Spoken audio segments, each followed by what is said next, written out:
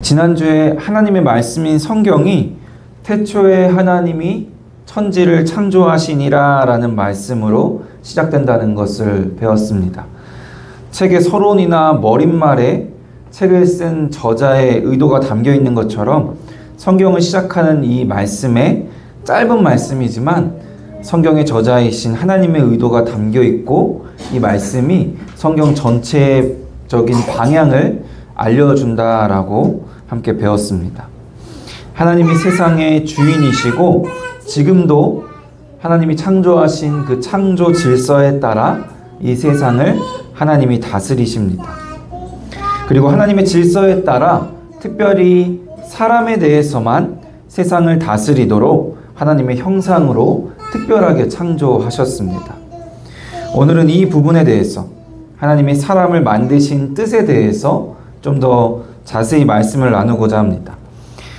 창세기 2장에서는 사람을 창조하신 것에 대해서 더 자세히 설명을 하신 후에 이렇게 말씀하십니다. 본문 15절 같이 한번 다시 읽어볼까요? 여호와 하나님이 그 사람을 이끌어 에덴 동산에 두어 그것을 경작하며 지키게 하시고, 하나님께서 처음으로 만드신 사람, 바로 아담이죠. 이 아담을 이끌어서 에덴 동산에 두셨다고 말씀합니다. 이끌어서 두셨다라는 표현을 통해서 하나님께서 뭔가 의도를 갖고 행동을 하셨다는 것을 우리가 알 수 있어요. 여기에서 쓰인 두다라는 단어를 보면요, 단순히 물건이나 사람을 어떤 장소에 둘 때 쓰는 단어가 아닙니다. 창세기 2장 8절에서도 두다라는 단어가 나오는데요, 여기에서 쓰이는 두다라는 단어는요, 물건이나 사람을 어떤 장소에 단순히 둘 때 쓰는 히브리어로 심이라는 단어를 사용합니다. 그런데 오늘 본문에서는 이 8절에서 쓰인 심이라는 단어가 아니라 누아흐라는 단어가 사용됩니다. 이 누아흐라는 단어의 뜻은 쉬게 하다, 안식을 얻게 하다라는 의미가 있어요. 방주를 누가 만들었죠? 노아가 만들었어요.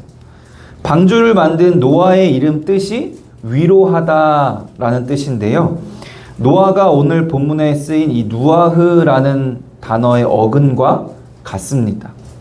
그러니까 뭔가 쉬게 하고 안식을 얻게 하고 위로하고 그런 뜻이 있는 거죠. 하나님께서는 세상을 다스릴 존재로 사람을 창조하시고 그 사람을 이끌어서 에덴 동산에 두셨는데, 그냥 그 장소에 단순히 두셨다라는 의미를 넘어서서 그 사람이 에덴 동산에서 안식을 누리도록 하신 것입니다. 이것이 굉장히 중요한 하나님의 창조 질서입니다. 하나님께서는요, 우리를 안식을 누리는 존재로 창조하셨어요. 에덴이라는 동산의 이름에서도 하나님의 분명한 의도가 담겨 있습니다. 에덴은 행복의 땅, 기쁨의 땅이라는 뜻입니다. 에덴 동산에 대해 설명한 창세기 2장 말씀을 보면 에덴 동산이 왜 행복과 기쁨의 땅인지를 알 수가 있어요. 보기에 아름답고 먹기에 좋은 나무가 나게 하시고, 또 풍성한 강물이 흘러나와서 4개의 강의 근원이 되는 곳입니다. 사람의 모든 필요를 채워주는 곳, 생명의 샘이 넘쳐 흐르는 곳, 어느 것 하나 부족하거나 일그러짐이 없는 낙원이었습니다. 그리고 무엇보다 가장 중요한 것은 하나님이 거니시는 곳, 하나님이 함께 하시는 곳이었습니다. 하나님께서 사람을 창조하시고 그 사람 아담을 에덴에 두신 것은 사람이 하나님과 함께하는 기쁨, 진정한 안식을 누리게 하기 위함이었습니다. 이것이 하나님께서 사람을 만드신 궁극적인 목적이고 하나님의 창조 질서입니다. 하나님은 사람이 수고하며 고생하도록 지으시지 않으셨어요. 그런데 이상하죠? 우리는 날마다 수고하고 고생하며 살고 있습니다. 우리의 삶에 안식을 누리고 기쁨을 누리는 것보다 수고하고 고생하고 고통스러운 것이 훨씬 더 많은 것이 현실입니다. 바로 우리의 죄 때문에 그렇습니다. 인간의 죄로 인해서 우리에게 있는 하나님의 형상이 일그러지고 이 세상에도 죄가 가득해졌어요. 하나님과 함께하는 기쁨, 또 하나님 안에서 진정한 안식을 누리는 것이 우리를 만드신 하나님의 뜻인데, 하나님의 창조 질서, 하나님의 뜻이 일그러지고 무너졌기 때문입니다. 우리가 살아가는 현실이 얼마나 수고와 고생이 많은지 한번 생각해 보세요. 당장 내일 아침 출근하는 거 생각하면 금방 체감이 됩니다. 먹고 사는 것이 왜 이렇게 힘든지 생활고에 시달리는 사람도 많고, 또 생활고에 시달리지는 않아도 열심히 일하다가 지쳐버린 사람들도 참 많습니다. 그래서 오늘날 많은 사람들이 쉼에 대해 갈급해하고 있어요. 여가, 유흥, 오락, 미디어 등을 통해서 그 갈급함을 어떻게든 채워보고자 발버둥을 칩니다. 그런 것들로 잠깐 어느 정도는 그 갈급함을 해결할 수는 있어도 절대로 궁극적으로 그 문제를 해결할 수는 없습니다. 우리에게는 특별히 이렇게 모여서 예배드리는 것, 하나님을 바라보고 신앙생활 하는 것이 이런 쉼에 대한 갈급함을 채우는 것이 되어야 하는데, 심지어 우리의 신앙생활까지도 수고와 고생이 되는 경우가 참 많습니다. 신앙생활을 통해서 하나님과 함께하는 기쁨, 하나님 안에서 진정한 안식을 회복하며 누리는 것이 아니라 뭔가를 해야 하고 또 뭔가를 하지 않아야 하는 짐이 되고 때로는 수고와 고통이 되기도 합니다. 그래서 저는 하나님이 주시는 기쁨과 안식을 누리고 그 기쁨과 안식의 의미로 교회를 섬기는 것이 아니라면 차라리 아무것도 하지 않는 것이 낫다. 일단 무조건 예배에만 집중하는 것이 낫다라고 생각해요. 하나님이 주시는 기쁨과 안식을 누리지 못하고 그저 일로 신앙생활을 하게 되면 이 신앙생활 자체가 수고와 고생이 되고, 이 신앙생활 자체가 이 고생으로 인해서 내가 하나님께 보상을 받아야 하는 자기 의와 공적이 되어서 우상이 되어버리곤 합니다. 또 수고와 고생을 하지 않아도 될 정도로 참 풍족한 삶이라고 할지라도 하나님께서 함께 하시지 않는다면 기쁨과 안식을 누릴 수는 없습니다. 심지어 에덴 동산과 같은 환경이 주어질지라도 그곳에 하나님이 계시지 않는다면 기쁨과 안식은 없을 겁니다. 우리는 그런 예들을 너무 쉽게 볼 수 있어요. 하나님이 없는 물질적인 풍요로움은 오히려 독이 되는 경우가 많습니다. 사람의 욕심이 끝이 없거든요. 가난한 우리가 보기에 저 사람 정도 되면 행복할 거라고 생각하는데 오히려 부족해하고 갈급해하고 더 치열하게 더 욕심을 내면서 사는 경우가 참 많아요.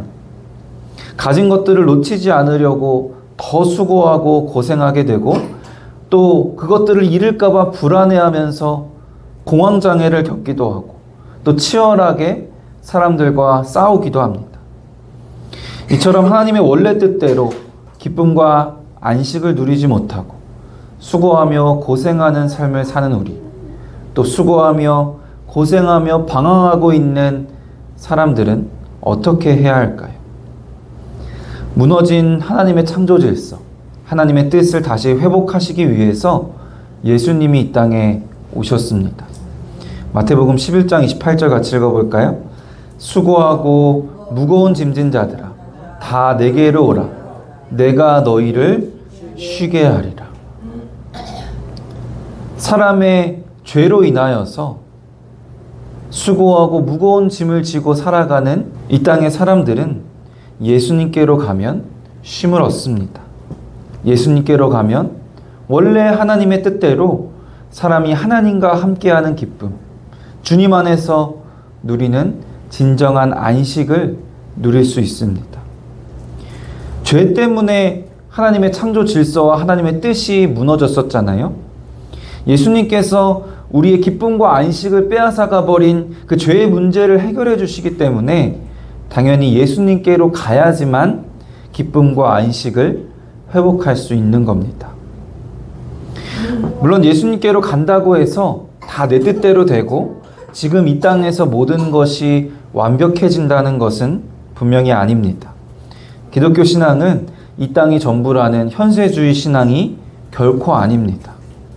하나님께서 영원한 승리와 영원한 생명과 영원한 나라를 약속하셨기 때문에 오히려 이 땅을 바라보고 이 땅이 연연하는 것이 아니라 어떤 상황과 어떤 환경일지라도 하나님과 함께하는 기쁨, 진정한 안식을 누릴 수 있게 되는 겁니다. 여러분은 진정으로 예수님을 믿고 의지해서 하나님과 함께하는 기쁨, 진정한 안식을 누리며 영원한 소망을 갖고 살고 있으십니까? 제가 이번 달 말에 출산할 아이까지 포함해서 새 아이의 아빠가 되면서 내가 참 믿음이 없구나, 내 믿음이 연약하구나 라는 것을 깨닫게 됐어요. 저는 꽤 건강한 체질이라서 평생 병원과 별로 안 친하게 살았거든요. 그런데 아버지가 된 5년 동안요, 최상급 기관인 대학병원, 종합병원을 4군데나 갔어요. 그리고 응급실도 2번이나 가봤습니다. 그 중에서도 올해 유독 힘든 일이 많았던 것 같아요. 뱃속에 있는 셋째 아이가 정밀 초음파를 해보니까 폐에 이상이 있다는 거예요. 폐에 낭종이 크게 있어서 자칫 잘못하면 심장 기능에도 지장을 줄 수 있다. 그래서 생명에 지장을 줄 수도 있다라는 얘기를 병원에서 듣고 대학병원을 한동안 찾아다녔습니다. 그리고 지난주에는 우리 첫째 아들의 온몸에 멍이 자꾸 들어서 병원을 가보니까 혈소판 수치가 낮대요. 그 얘기를 듣는데 제가 평소에는 좀 덤덤한 편인데 이상하게 마음이 불안해지는 거예요. 의학 지식도 별로 없는데 어디서 주워 들은 게 생각나서 혈소판 수치가 낮아지고 온몸에 멍이 드는 것이 백혈병 초기 증상이라는 생각이 탁 드는 거예요. 가진 것이 별로 없는데 있는 것 중에서도 가장 소중한 것들을 잃을 수도 있다고 생각을 하니까 마음이 굉장히 불안해졌어요. 물론 아직 정상은 아니지만 그래도 걱정할 정도는 아니라는 진단을 받을 때까지 제 마음이 얼마나 불안했는지 모릅니다. 그 불안한 가운데 제가 기도를 하면서 내 믿음에 문제가 있다는 것을 깨닫게 됐어요. 현실이 흔들리니까 믿음이 같이 흔들려 버리더라고요. 내가 정말로 예수님께 매여 있다면, 내가 정말로 예수님만 믿고 의지하고 있다면, 내가 정말로 영원한 소망, 영원한 승리와 영원한 생명과 영원한 나라를 소망한다면 현실이 흔들릴 때 물론 힘들고 아프겠지만 그럼에도 불구하고 믿음이 흔들리면 안 되는 것 아닐까.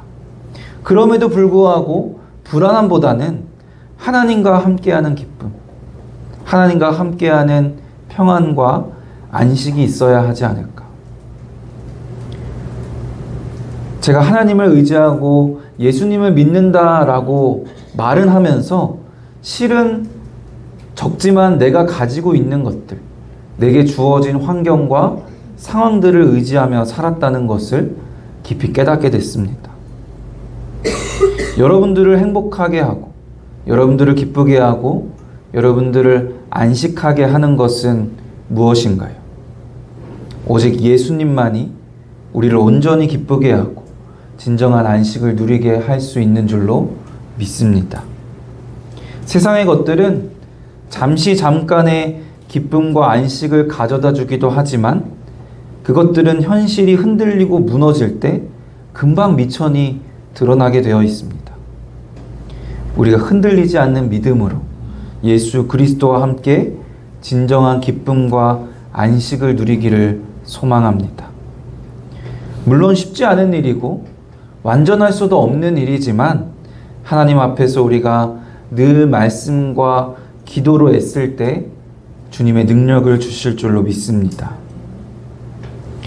예수님께서는 우리에게 기쁨과 안식을 주시고 또 우리에게 그 기쁨과 안식에 대한 이야기, 복음을 전하라는 사명을 주셨는데요. 복음을 전하는 가장 효과적인 방법이 바로 우리가 예수님 안에서 기뻐하고 또 안식을 누리는 것을 보여주는 거예요. 고통과 고난 가운데서도 흔들리지 않는 믿음으로 평안과 안식을 누리는 것이 복음을 전하는 가장 효과적인 방법입니다. 우리가 먼저 그들 앞에서 예수님 안에서 기뻐하고 안식을 누리는 모습을 보여주지 못한다면, 현실이 흔들리고 무너질 때 우리의 믿음도 흔들리고 무너져 버린다면, 우리의 모습을 보고 누가 복음에 대해 관심을 갖고 궁금해하고 복음의 능력을 깨달을 수가 있겠습니까? 만약에 저처럼 급격하게 살이 찌고 뚱뚱해진 사람이 다이어트 약을 지금 판다고 생각해 보세요. 그 약을 누가 사겠어요? 똑같아요. 우리가 먼저 예수님께로 나아가 주님만을 믿고 의지하며 하나님과 함께하는 기쁨과 진정한 안식을 누려야 이 복음이 가치가 있어집니다. 그것이 하나님의 창조 질서, 하나님의 뜻을 회복하는 것일 뿐만이 아니라 예수님이 우리에게 주신 사명, 복음을 전하는 일을 잘 감당하는 것인 줄로 믿습니다. 한 가지 더 생각할 문제가 있습니다. 하나님이 우리에게 기쁨과 안식을 주셨다는 것은 아무런 책임도 주시지 않았다는 것을 의미하지 않는다는 겁니다. 사람을 이끌어 에덴 동산에 두시고 그것을 경작하며 지키게 하셨어요. 우리는 보통 일하는 것에 대해서 부정적인 인식을 갖고 있습니다. 일하는 것이 죄로 인한 하나님이 주신 벌이라고 생각을 하고, 또 안식이라고 하면 그저 아무것도 안 하고 쉬기만 하는 것이라고 생각을 해요. 아마도 이런 우리의 생각은 그리스 철학의 영향을 많이 받은 것 같습니다. 아리스토텔레스는요, 굳이 일을 하지 않아도 살아갈 능력이 되는 실업 상태야말로 가치 있는 삶을 살아갈 수 있는 첫 번째 요건이다 라고 했어요. 일을 하지 않고 그냥 생각하고 고민하고 연구하는 그런 삶을 추구했어요. 오늘날 많은 사람들이 돈 많은 백수를 꿈꾸는 것과 똑같죠. 노동을 어쩔 수 없이 해야 하는 필요악으로 정의했습니다. 우리도 돈을 벌어야 하니까 어쩔 수 없이 출근을 하잖아요. 그런데 하나님께서는 사람이 죄를 짓기 전에 먼저 우리에게 일을 시키셨어요. 그러니까 우리가 하는 일은, 우리가 일하는 것은 죄로 인해서 벌로 하는 것도 아니고 먹고 살기 위해서 어쩔 수 없이 하는 것도 분명 아닙니다. 우리가 일하는 것은 하나님이 명령하신 것이기 때문에, 하나님이 주신 창조 질서이기 때문에, 그 일 자체가 하나님이 주신 축복이며 하나님이 주신 기쁨을 누리는 방법이기 때문입니다. 물론 우리의 죄 때문에 일하는 것이 때때로 힘들고 고통스럽지만 분명히 하나님이 주신 축복인 줄로 믿으시기 바랍니다. 본문에서 사용된 경작하다라는 단어는요, 아바드라는 히브리어예요. 그런데 이 아바드라는 단어는요, 경작하다라는 뜻도 있지만 섬기다라는 뜻도 있어요. 그리고 하나님과 관련되어 사용될 때에는 예배하다라는 뜻으로 사용됩니다. 그러니까 우리는 하나님의 명령으로 일을 해야 하고, 일하는 것 자체가 축복이고 기쁨을 누리는 방법인데, 그 일을 통해서 우리는 늘 섬기고 하나님을 예배해야 하는 겁니다. 모든 일을 주께 하듯 하고 무슨 일을 하든지 하나님의 영광을 위해 해야 합니다. 사랑하는 성도 여러분, 우리를 세상에 두신 하나님의 뜻은 수고와 고생이 아니라 기쁨과 안식입니다. 비록 죄로 인해서 수고와 고생을 겪기도 하지만 예수 그리스도께서 죄의 문제를 이미 해결해 주셨기 때문에 예수님께로 가면 기쁨과 안식을 회복하고 누릴 수 있습니다. 하나님과 함께하는 기쁨과 또 진정한 안식을 누림으로써 복음을 전하는 사명도 잘 감당하고, 또 하나님께서 우리에게 맡기신 일을 통해서도 기쁨과 안식을 누릴 뿐만이 아니라 누군가를 섬기고 또 하나님을 예배하는 저와 여러분이 되기를 주님의 이름으로 간절히 축원합니다. 예레미야 29장 11절 함께 읽고 설교를 마무리하겠습니다. 여호와의 말씀이니라. 너희를 향한 나의 생각을 내가 아나니 평안이요 재앙이 아니니라. 너희에게 미래와 희망을 주는 것이니라. 아멘.